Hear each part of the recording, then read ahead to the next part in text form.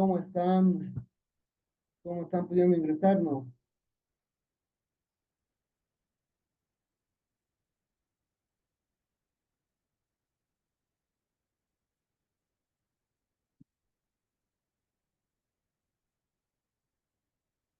Aquí estamos aquí. Esto. A ver, Recording in progress. quiero que me entiendan algo. Cuando estamos hablando del principio de retroactividad, estamos hablando de que la norma siempre es para lo venidero, siempre se trabaja para lo que va a venir. No se aplica de forma retroactiva. Por eso es que hablábamos que el principio de legalidad va a ser una pared para la protección y la no vulneración de lo que va a ser el poder punitivo del Estado. ¿Verdad? Entonces, debemos entender que el principio de irretroactividad va a ir de la mano con el principio de legalidad, ¿ya? En ese entendido, vamos a comprender de que la norma nunca se trabaja hacia atrás. La aplicación siempre va hacia adelante, ¿ok? Entonces, en ese sentido, hay otro principio que nos va a hablar, excepto en este caso nos va a señalar el principio de retroactividad y nos va a decir que el principio de retroactividad puede aplicarse el marco normativo en dos situaciones, cuando favorezcan tanto al trabajador o al delincuente. Solamente en estas dos condiciones se va a poder aplicar lo que van a ser el principio de retroactividad. ¿Ok? Vamos. Cuando estábamos hablando sobre el otro elemento que va a ser el elemento de antijuricidad del delito, ¿qué hemos entendido por antijuricidad? ¿Quién me puede señalar ello? ¿Quién me puede decir, doctor, yo he comprendido que la antijuricidad es esto? Vamos. En sus palabras, no es necesario que sean demasiado técnicos. Lo que va en contra de la normativa o la ley. Lo que va en contra del ordenamiento jurídico, ¿no es cierto? Este accionar, esta acción que nosotros vamos a entender que va en contraposición al ordenamiento instituido por nuestro Estado. Perfecto. Muy bien, Cristian. Pero, a ver, yendo mucho más atrás y cuando estábamos hablando de uno de los primeros elementos del delito, que ha sido lo que es la acción. ¿Qué hemos entendido por acción? ¿Quién me puede señalar un concepto básico, coherente de lo que va a ser la acción? Y sus tres elementos. A ver, vamos, ¿quién?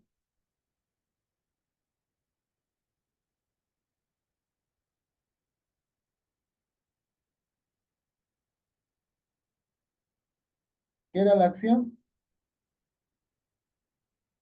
Sus tres elementos sería la voluntad, la conducta y el resultado, doctor. Ya, ya, pero hay un elemento más ahí cuando estamos hablando de la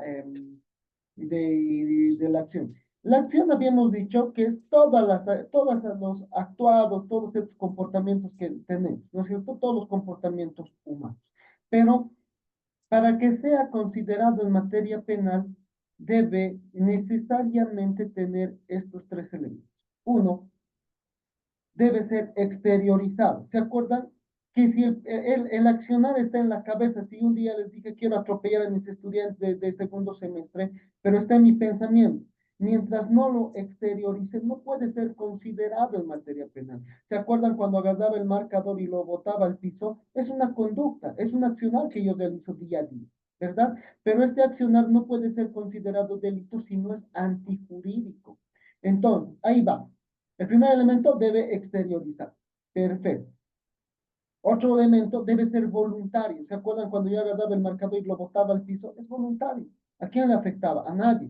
Pero si yo agarro el vehículo y los atropello a los estudiantes del segundo semestre, ya no solamente es voluntario, sino también estamos hablando de una conducta antijurídica. Entonces, para que una acción sea considerado delito, debe existir esta antijuricidad. Si no existe este parámetro o este aspecto de la antijuricidad, no puede ser considerado para materia penal. ¿Ok? Entonces, ¿cuáles van a ser estos factores excluyentes de la acción? ¿Cuáles son estas no acciones o estos parámetros que no van a ser considerados con la acción? ¿Se acuerdan que hemos visto? Les voy a dar un parámetro. Cuando hablábamos con Wara y decíamos, Ahora explícanos el tema de los autorreflejos. ¿Cuál es el siguiente?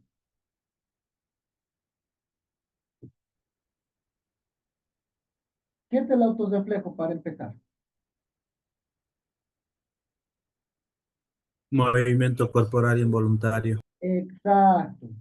Los actos reflejos van a ser estos movimientos corporales involuntarios que uno no tiene, que no tiene la capacidad de poder controlar, ¿no es cierto? Uno de estos movimientos habíamos señalado, por ejemplo, el Alzheimer, ¿verdad? El tema de, imagínense una, vamos a llamar, ¿cómo se llama esto? Una epilepsia, nosotros vamos a poder controlar esos movimientos. No, ¿verdad? Son, si bien son movimientos corporales, pero estos movimientos corporales no lo administramos nosotros, no lo controlamos, no tenemos esa voluntad de control. Otro, fuera de lo que van a ser los movimientos de actos de reflejo. Otro,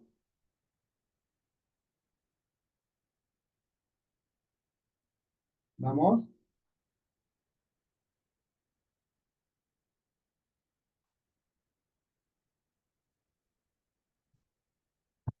vamos, queridos futuros colegas. La fuerza física irresistible. ¿Se acuerdan de la fuerza física irresistible? ¿Quién me puede desglosar este otro elemento?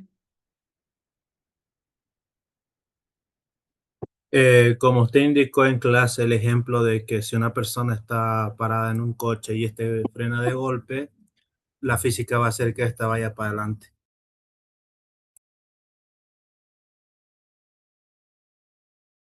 No se me muera, doctor.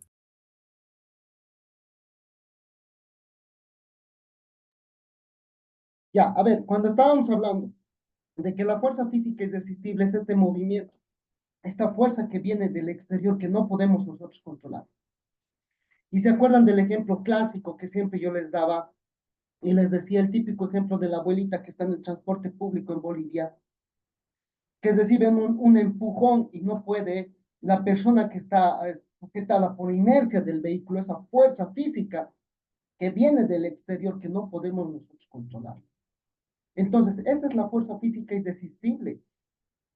Ha habido una acción, claro, pero no es algo que nosotros hayamos podido controlar de forma voluntaria, ¿sí o no? Ahora, otra fuerza, otro movimiento que no sea considerado para este aspecto.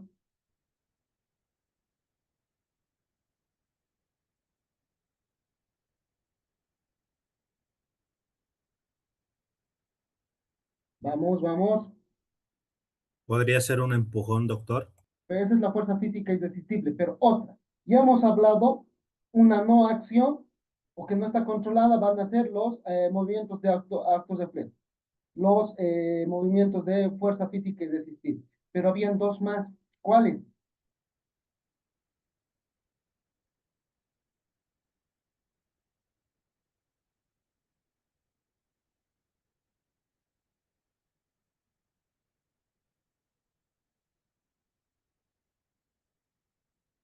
Nicole, ¿dónde están tus apuntes?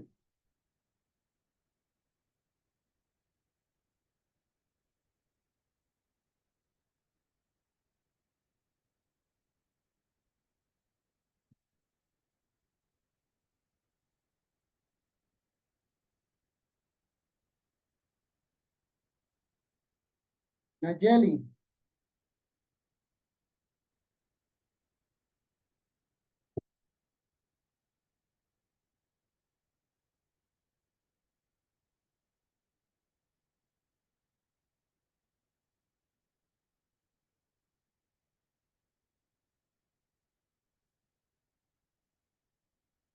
Cristian, ¿cuáles son los otros? No me acuerdo, doctor. Tal vez descontándoles puntos se puedan acordar mejor. Doctor, uno lleva referido a la naturaleza, según recuerdo. Claro, estábamos hablando de estos aspectos de casos fortuitos que venían de aspectos naturales, ¿no es cierto? Incluso hablábamos de los ataques de animales también. ¿Se acuerdan cuando estábamos hablando? Resulta que el doctor Alejandro Guaya se va al bosquecillo a hacer una caza y un lobo, un león lo está persiguiendo, lo agarra. Es como el caso de el Brasil, esta persona que tenía alguna deficiencia mental y que se entró a un zoológico y entró justamente a donde estaban los leones y una de las leones lo agarró y se lo comió, ¿se acuerdan? Entonces ahí les pregunta, ¿a quién le vamos a echar la culpa? ¿A quién le vamos a señalar como un autor? Señor, tus animalitos han matado, vamos a señalar. ¿Se acuerdan de ese ejemplo? Muy bien, Janet. Muy bien. ¿Se acuerdan de ese aspecto? ¿Se acuerdan del caso cuando estábamos hablando por causas de la naturaleza, por ejemplo, de esta familia que se vino a Cochabamba de paseo y se fueron acá al Parque Botánico y justamente por las inclemencias del tiempo estaba soplando un viento, estaba viendo una lluvia fuerte y se le cayó un tronco demasiado grande en la cabeza a uno de estos visitantes y justamente quedó en terapia intensiva y posteriormente falleció. ¿A quién le vamos a reclamar este aspecto? Señor, no soples pues fuerte, estás haciendo caer árboles, ¿sí? Cuando un árbol se cae a un árbol, a una casa o a un auto, ¿a quién le reclamamos? ¿Quién es el culpable? Entonces sigue siendo un movimiento que no está de cierta manera controlado por nosotros, ¿verdad? Ahora, ¿qué es la omisión? ¿Quién me puede señalar en este momento qué es la omisión para que ya podamos entrar a un poquito refrescar lo que va a ser la anticuriosidad y luego vamos a entrar a la unidad temática programada para el día de hoy? Vamos.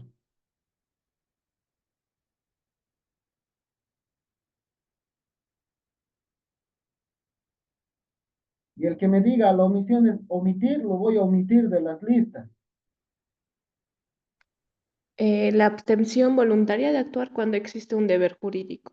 Exacto, muy bien, Nicole. Entonces es esta abstención que tiene una persona de poder actuar cuando tiene la obligación o el derecho de poder hacerlo, ¿no es cierto? Entonces, de igual manera, dentro de la omisión van a tener los requisitos, van a tener estos parámetros de aplicación. Uno de estos van a ser necesariamente la voluntad.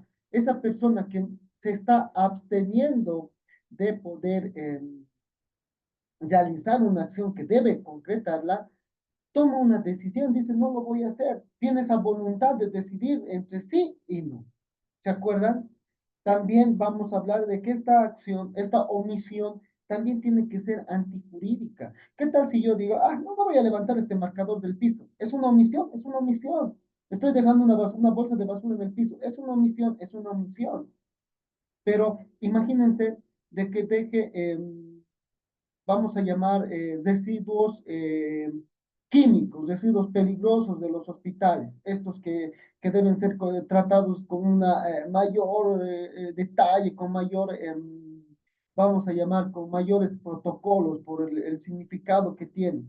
Ahora nos puede ayudar con esto cuando estamos hablando, por ejemplo, de agujas, jeringas, material químico que puedan afectar en la salud. ¿Qué tal si yo voluntariamente lo dejo y otra persona que tiene ese deber de poder controlar no lo realiza? Entonces, hace una omisión. También estamos hablando de una que está provocando una antijuricidad. ¿Qué es la antijuricidad? Habíamos dicho, Cristian, es esta conducta que va en contra del ordenamiento jurídico, ¿no es cierto? Entonces, en ese aspecto, la omisión también va a tener todos estos parámetros.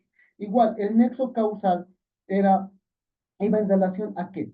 Cuando, si yo voy, robo el celular, el ejemplo que yo les daba, robo el celular a Nicole y se muere Cristian, ¿qué relación de causalidad existe entre un hecho y el otro hecho? Cuando el robo, la vulneración al bien jurídico protegido por el Estado ha sido a Nicole con un actuar de un robo, con la toma violenta del celular de Nicole, pero ¿cuál ha sido la relación de causalidad que ha tenido con Cristian? Cristian, no sé si que se habrá muerto, tal vez tenía algunas patologías corporales, médicas, no sé qué haya producido que esa persona se haya muerto, ¿no es cierto? Entonces la relación causal no encuadra. ¿Se acuerdan cuando estábamos hablando de eso, sí o no?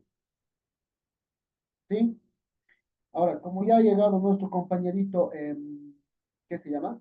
Ariel, le vamos a preguntar amenamente, no le vamos a decir de manera mala porque ha llegado recién, sino le vamos a consultar cuáles van a ser las justificantes para poder evadir lo que va a ser la anticuriosidad.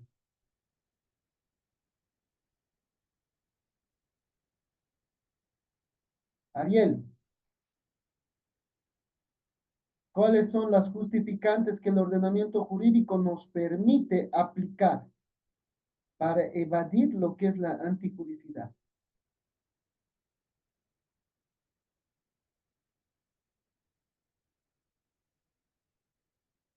¿Está Ariel?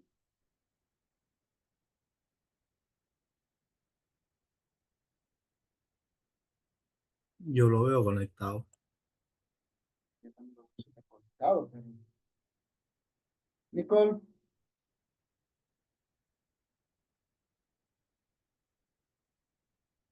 Nicole,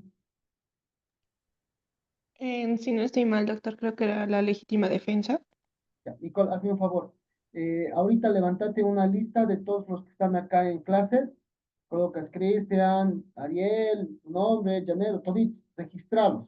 Y cuando te diga menos un punto, les añades menos un punto. Ya, y cuando te diga más un punto, les añades más un punto y lo publicas esta lista en el grupo de nuestra asignatura.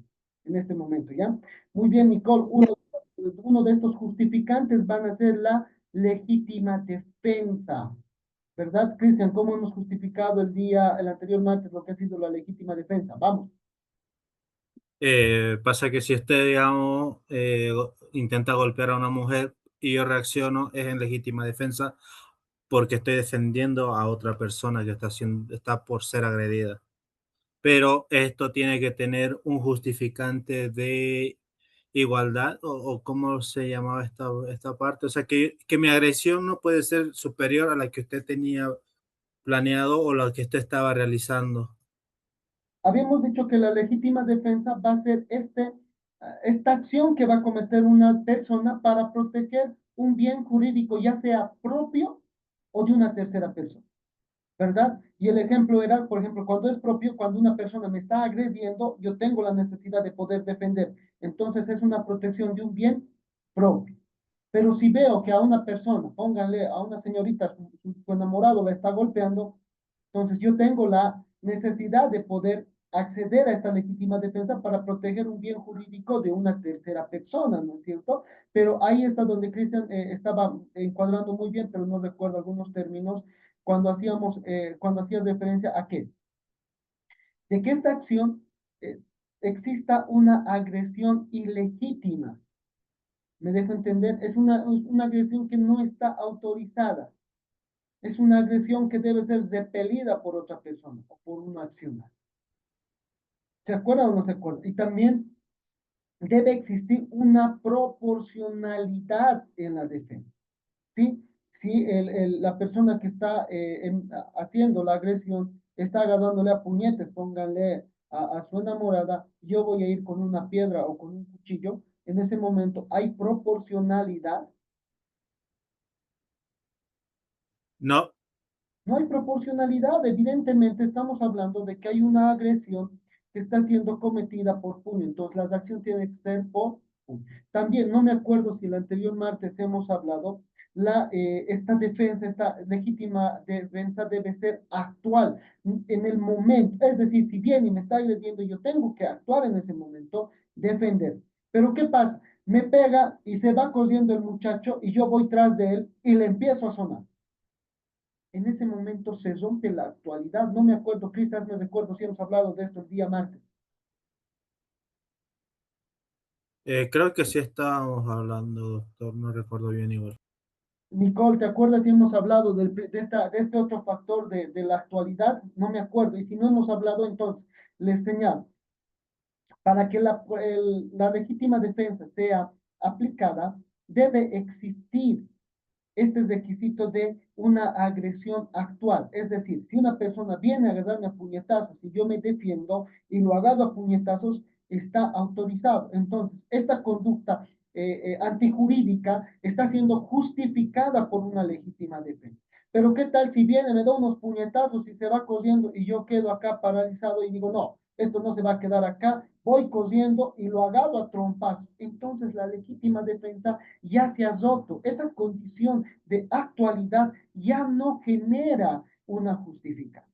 ¿Ok? Entonces, quiero que ustedes registren este aspecto que es muy importante para la aplicación del derecho. Recuerden que estamos en Derecho Penal 1, que es la parte general. Entonces, son todos estos aspectos, principios, fundamentos que se les está tratando de pasar a ustedes, estos conocimientos, para que ustedes cuando ingresen a lo que va a ser Penal 2, que va a ser la parte especial, puedan ya entender mucho más de lo que se va a venir en lo que van a ser las prácticas forenses, en la identificación de casos, cuando ya se empiecen a señalar ejemplos específicos, ustedes ya tengan un conocimiento básico, un conocimiento mucho más perfeccionado para poder analizar estas condiciones, estas situaciones que les van a plantear sus próximos casos. ¿Ok?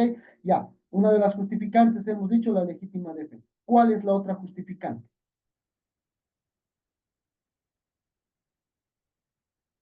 Nuevamente, Ariel.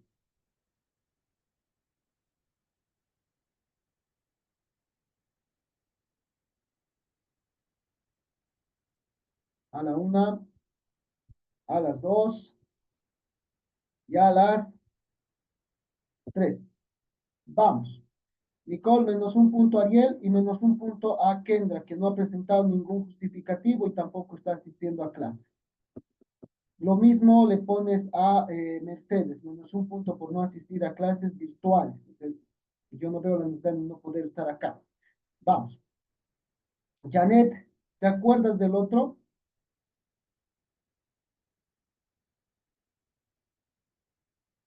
¿Puede repetir, por favor, Doc? ¿Cuál es la otra justificante aparte de la legítima defensa para librarnos de la antijuricidad?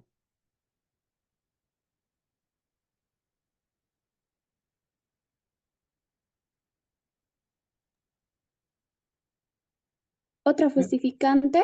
Sí, te voy a dar un indicio. Estado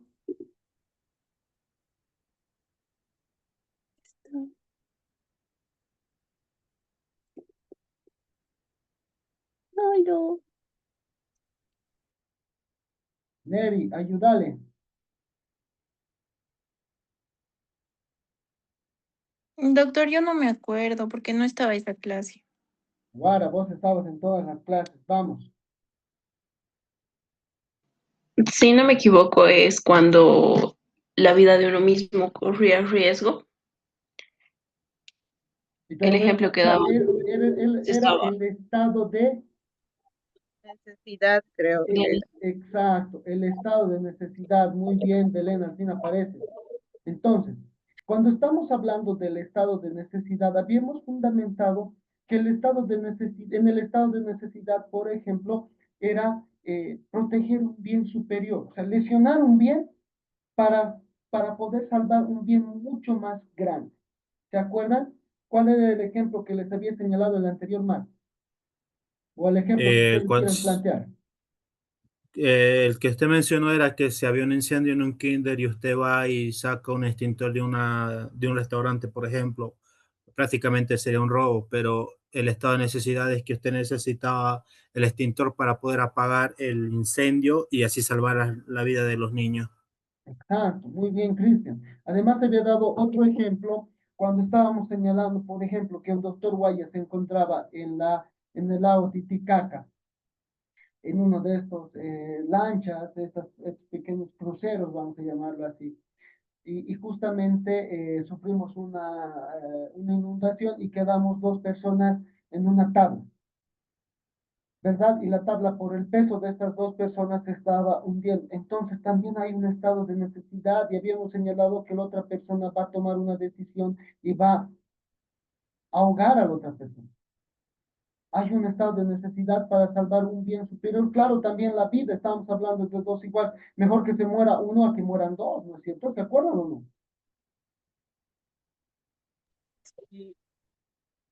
Sí, hemos hablado de eso. Muy bien. ¿De qué? Algo, ah, no, había algo más. Ya vamos. ¿Cuál más era otra justificante? Doctor, Creo ¿sería la que era, defensa mecánica? Primero Nayeli y luego Cristian. Vamos, Nayeli. Doctor, ¿sería la defensa mecánica? La defensa mecánica. Justifica, vamos. Bueno, era el uso de dispositivos automáticos, por lo cual sí, o sea, se podía utilizar esos dispositivos siempre y cuando no se exceda, ya que al exceder se anulaba su legitimidad. Espérame un minuto, por favor.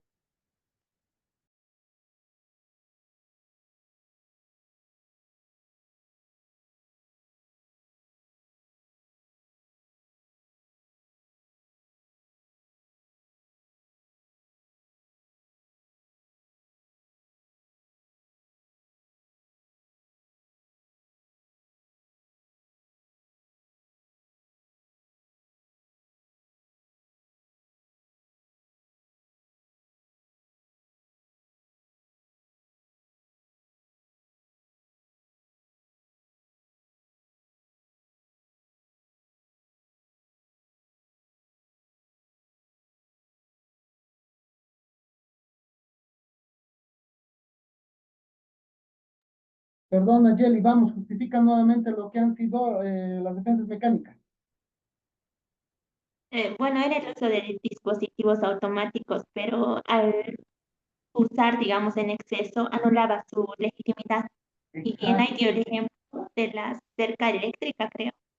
Sí, sí, sí, hemos dado el ejemplo de la cerca eléctrica, pero también habíamos fundamentado que tenían que tener algunos aspectos. ¿Cuáles eran estos aspectos? Más allá del exceso.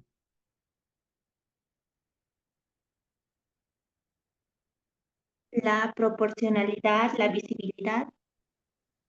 La previsibilidad, habíamos señalado la previsibilidad. ¿Por qué? ¿Por qué? Primero habíamos dicho que tiene que ser proporcional. Si una cerca eléctrica es para proteger un bien jurídico, necesariamente ese era uno de los elementos. Esta cerca eléctrica, al momento de ser proporcional, tenía que justificar esta proporción, ¿no es cierto? Entonces, teníamos dos elementos. Si yo le meto cuántos watts, estábamos discutiendo ese día con Cristian, cuántos watts serían necesarios y por qué, y no sé cuántos, y no sé si han averiguado, y era para el conocimiento de ustedes, pero la previsibilidad, habíamos señalado que esto prevea futuros acontecimientos, y ahí justamente habíamos dicho, tiene que tener el letrero, si no tiene el letrero, necesariamente ya anula su, ¿verdad? ¿Se acuerdan? Si no dice peligro, cerca eléctrica, allá. Si no dice, entonces se está rompiendo dentro de uno de los factores. Por más allá de que se diga, pero es que ¿para qué se acerca a una pared de una propiedad privada, no es cierto? Pero aún así, ese elemento se ha roto. ¿Te acuerdas de eso, Nayeli? Sí, doctor. Muy bien. Vamos, Cristian, ¿cuál era el siguiente? Cuidado que me digas lo que ha dicho la Nayeli, doctora. era en el cumplimiento de deber, o sea, si un oficial dispara cuando está persiguiendo a un delincuente, obviamente tiene que advertir, o sea, tiene que hacer la advertencia antes del uso de la fuerza. Exacto, muy bien. Nicole, anota un punto para Nayeli, un punto para Cristian. Y también un punto para Neri, que nos ha hablado sobre el principio de retroactividad y retroactividad antes de irnos en el primer corte. Nicole, ¿me confirmas una vez esté anotado, por favor? Sí, doctor, ya está. Muy bien, le estás anotando los menos puntos también, ¿no ves? Sí, doctor. Y me haces recuerdo si hay, hacen recuerdo, muchachos, si hay alguien más que no está en clase. Por si acaso, don Roberto no está en mi asignatura, así que ni lo nombren. Nos falta pues el truán del Álvarez. ¿Dónde está el Gilbert Álvarez? Anotale, Nicole.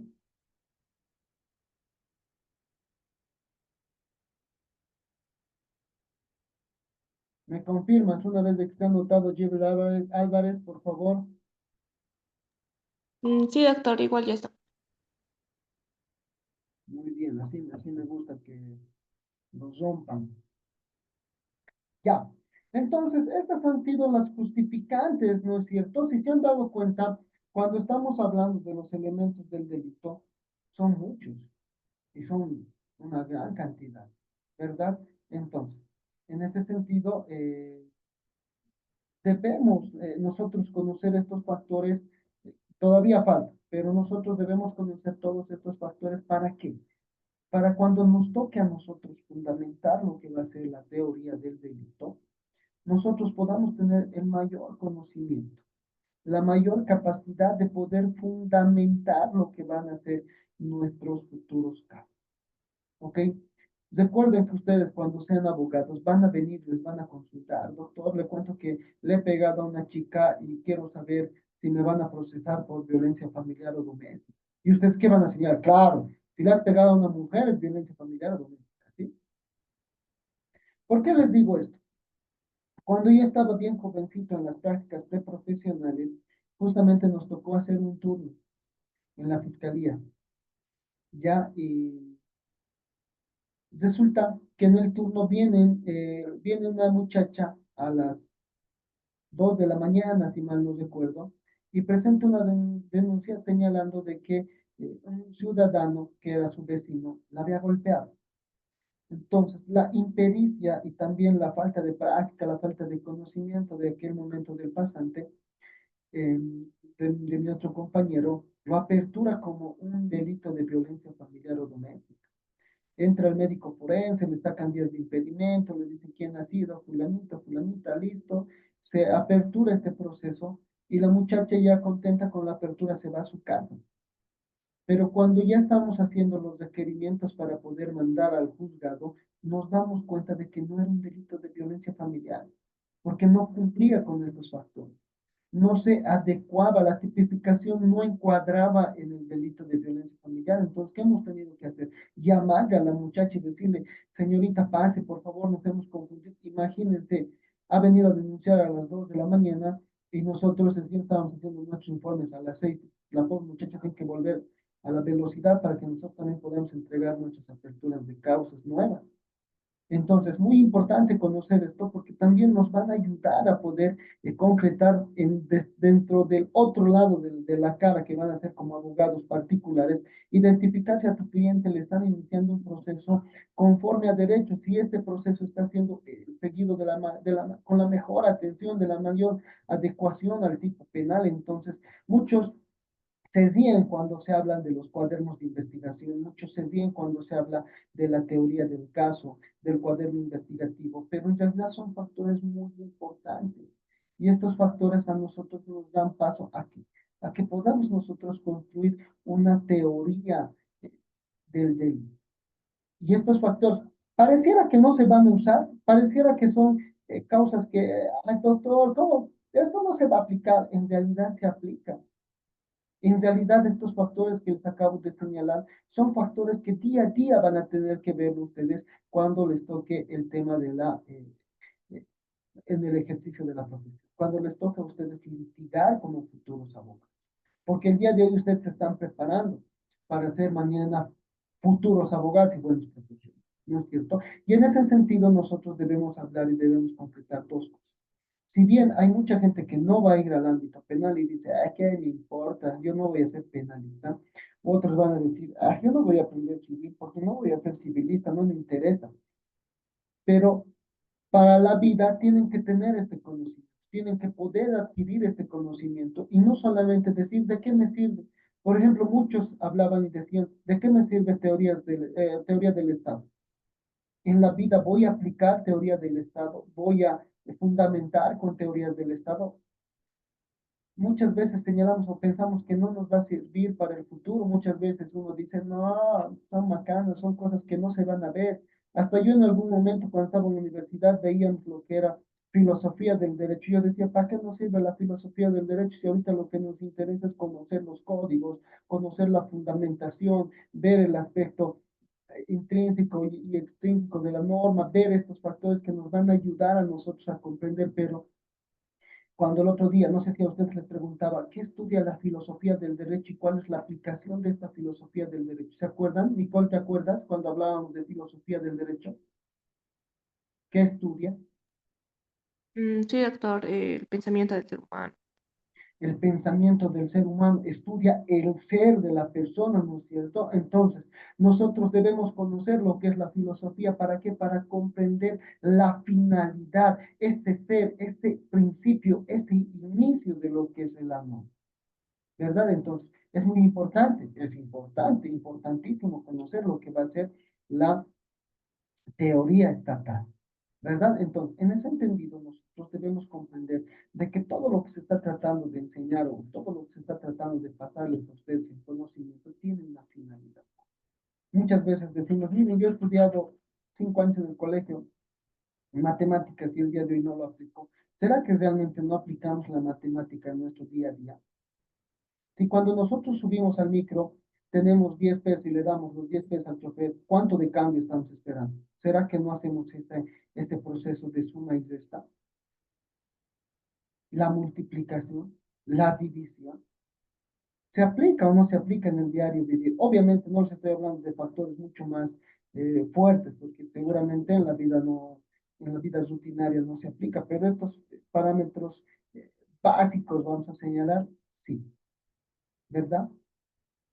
En ese entendido nosotros debemos comprender que de cierta manera, si bien pareciera que la teoría del delito son solamente fundamentos y en la vida no se va a aplicar, estarían pensando de manera errónea. En realidad es algo que se aplica día a día. Los abogados que están litigando todo el tiempo están con la teoría del delito y fundamentan y dicen, acá no ha habido acción. ¿Dónde ha estado la participación de mi cliente? No sé si hemos visto participación criminal. ¿Hemos visto participación criminal con ustedes? No.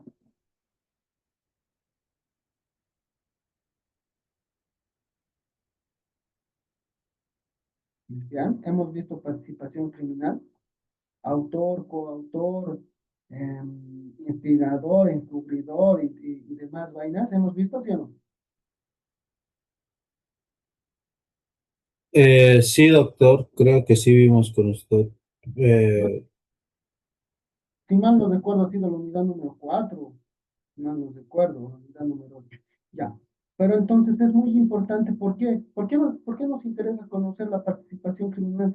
Para individualizar la responsabilidad penal. Por eso es muy importante conocer lo que va a ser la participación criminal.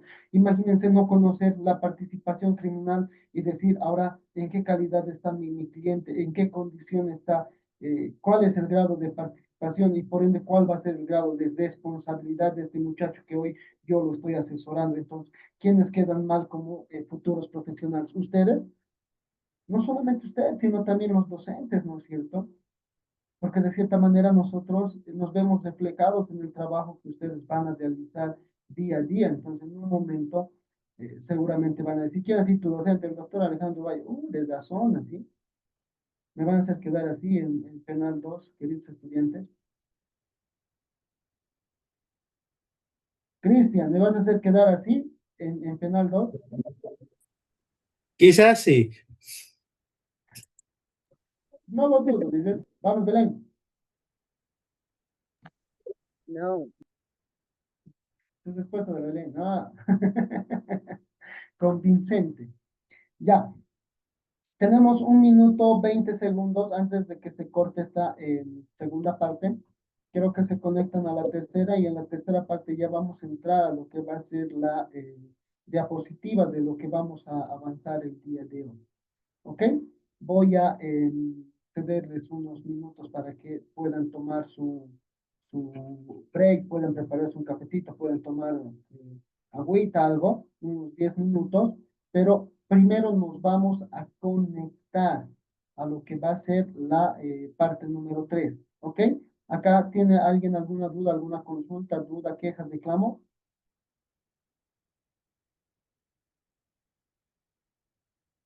Nadie, ¿no es cierto? Para otras cosas, bien machos son. Pero para hacerles señalar al doctor son número 1. Ya. Entonces nos estaríamos viendo en la tercera parte, ¿ok?